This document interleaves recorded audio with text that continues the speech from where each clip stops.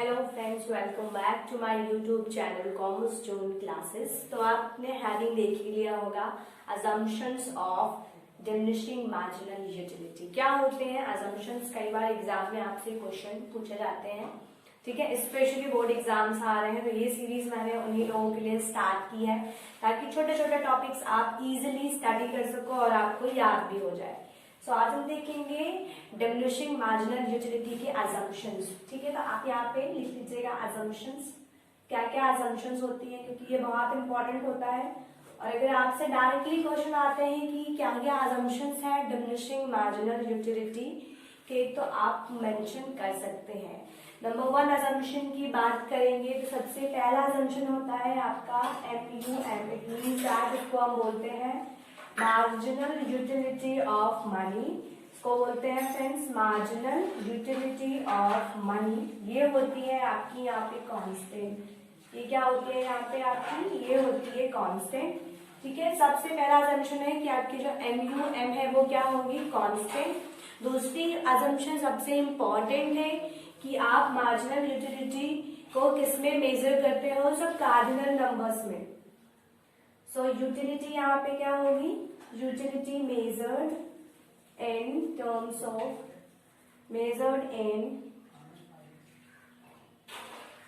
Cardinal numbers,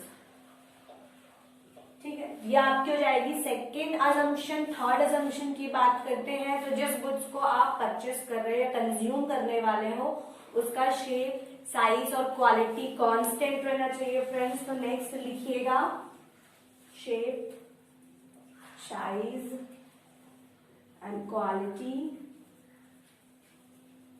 of goods constant. ये हो जाएगी आपकी थर्ड अजम्पशन।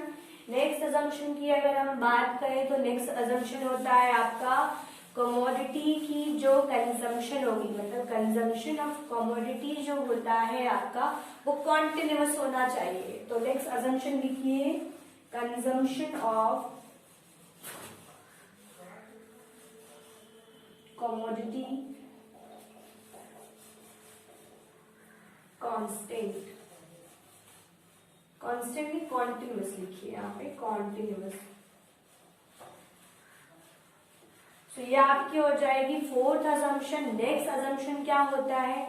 यहाँ पे कंज्यूमर की taste, preference, substitute, fashion, price of commodity, income of commodity और हैबिट्स, ये सारी चीजें क्या रहती हैं? कांस्टेंट रहती है। तो इसको अगर आप लिखेंगे तो आपको एक्स्ट्रा मार्क लेने में थोड़ा सा हेल्प हो जाएगा। सो नेक्स्ट पॉइंट लिखिएगा income comma price of commodity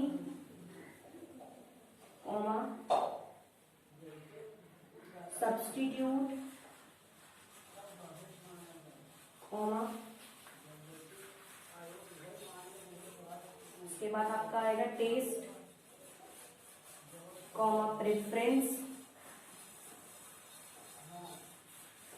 habits of consumer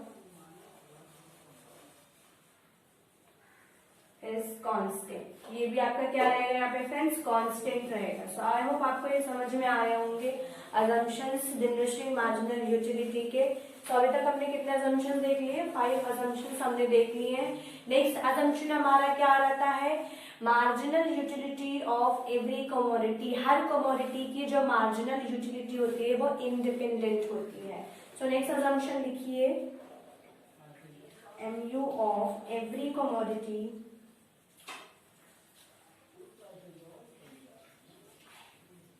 is independent।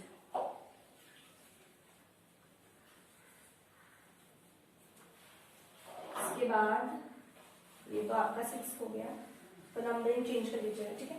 सबसे पहले हमने क्या अजम्पशन देखी? पहला MUM कांस्टेंट रहेगा। नेक्स्ट जो हमारी यूटिलिटी है वो मेजर होगी कार्डिनल नंबर्स में। शेप, साइज और क्वालिटी जो गुड्स की होगी वो होनी चाहिए कांस्टेंट। कंज्यूमर कंजम्पशन जो होगी कमोडिटी की वो कैसे होनी चाहिए? कॉन्टिन्यूअस होनी चाहिए।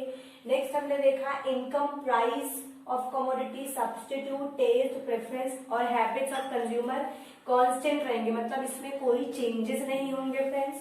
इसके बाद जो मार्जिनल यूटिलिटी होती है हर कमोडिटी की, एवरी कमोडिटी की जितनी भी मार्जिनल यूटिलिटी होगी वो आपकी होनी चाहिए इंडिपेंडेंट। इसके बाद और कौन सा हमारा यहाँ पे रह गया है अजम्पशन।